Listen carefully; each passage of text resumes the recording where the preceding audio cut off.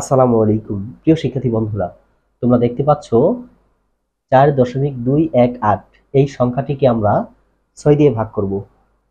এই দশমিকের ভাগ অঙ্কগুলা তোমরা কিভাবে খুব সহজেই করতে পারবে সেটি আজ আমি তোমাদেরকে দেখিয়ে দিব। তোমরা মনোযোগ সহকারে দেখতে থাকো। প্রথমে আমরা এক ঘর নিব। এক ঘর কত বলো তো? 4।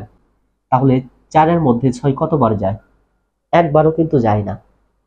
কিন্তু এই অঙ্কগুলা হলো দশমিকের অঙ্ক, এই জন্য আমাদের প্রথম যে অঙ্কটি আছে এটা বাদ দেওয়া যাবে না।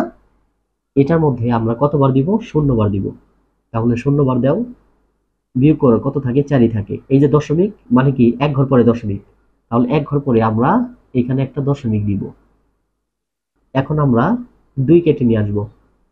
কত হলো? 42। তাহলে 6 42-এর মধ্যে কতবার যায়? 6 7 42, 7 কত? 42। এখন আমরা কি কেটে নিয়ে আসবো? 1 কেটে নিয়ে আসবো। তাহলে এখন দেখো, এটা তো 1, এই 6 কি 1-এর মধ্যে যাবে? যাবে না। এখন আমরা কি করব? আরেকটা ঘর কেটে নিয়ে আসবো। কিন্তু ভাগের নিয়ম হলো, ভাজ্য থেকে একবারেই যদি আমরা 2টা ঘর কেটে নিয়ে আসি, তখন আমাদের ভাগফলের এখানে একটা শূন্য দিতে হবে। এখন কতবার যাবে? 3 6 18। কতবার? 3 6 18। তো প্রিয় শিক্ষার্থী বন্ধুরা, এইভাবে তোমরা খুব সহজেই এই দশমিকের ভাগ অঙ্কগুলা করতে পারো। তো সবাই ভালো থাকো, সুস্থ থাকো। আসসালামু আলাইকুম।